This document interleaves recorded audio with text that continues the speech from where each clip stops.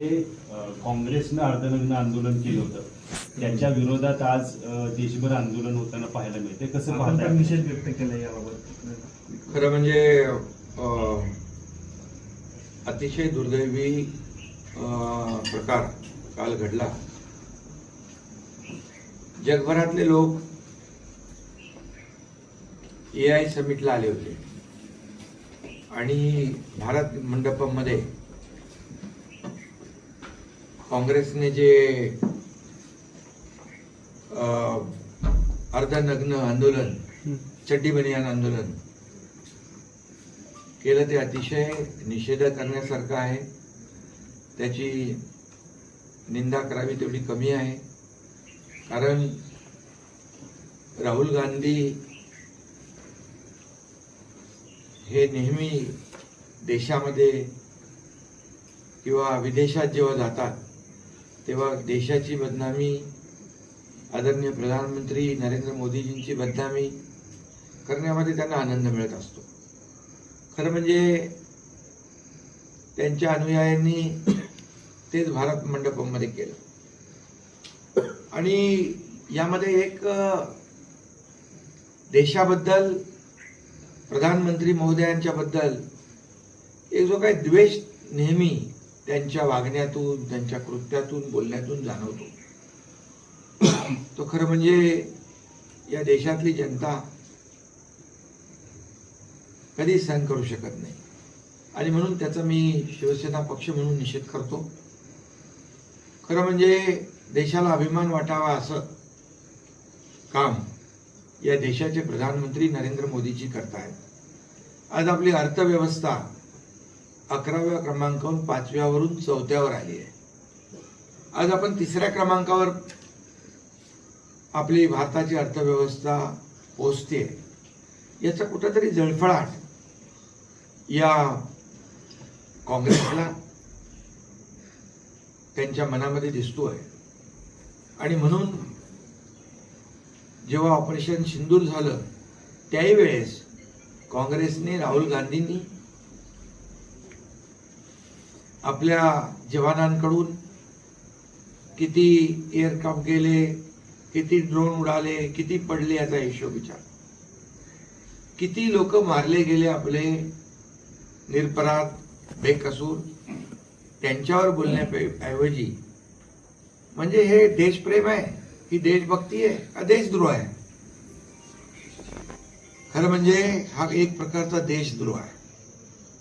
जगातले सगळे लोक या AI समिटला आले होते आणि मोठ्या प्रमाणावर या ठिकाणी गुंतवणूक देखील झाली.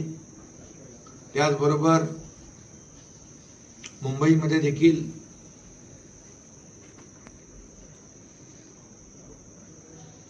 आपले आता परवाच फ्रान्सचे राष्ट्राध्यक्ष इमॅन्युएल मॅक्रोन आले होते आणि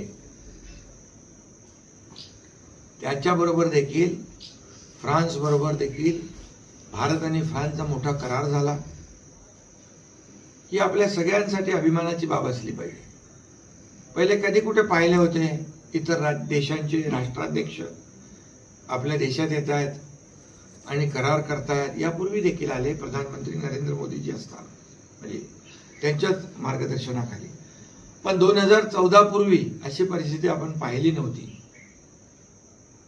आणि अशा प्रकारची विदेशी गुंतवणूक कधी आली नव्हती. आणि याच्यातूनच हे जळफळाट जो आहे तो दिसून येतोय. हे माकड चाळे आहेत खरं म्हणजे. अशा प्रकारचं अर्धनग्न जे काही आंदोलन म्हणजे हे दाखवून काँग्रेसची अब्रू तर वेशीला टांगलीच त्यांनी, परंतु या देशाची बदनामी देखील या जगभरातल्या अनेक देशांचे प्रमुख आले होते त्यांच्यासमोर आपल्या देशाची बदनामी केली. आणि एवढ्या मोठ्या प्रमाणावर AI समिटचा जो यशस्वी होत असलेला कार्यक्रम कुठंतरी त्याला गालबोट लावण्यासाठी हा केलेला प्रयत्न आहे, हा केविलवाना प्रयत्न आहे आणि म्हणून त्याचा निषेध करावा तेवढा थोडा आहे. म्हणून देशभर या त्यांच्या चड्डी बनियान गँगचा, काँग्रेसच्या अर्धनग्न आंदोलनाचा निषेध केलेला आहे जागोजागी. याच्यातून त्यांनी खऱ्या अर्थाने बोध घेतला पाहिजे. आणि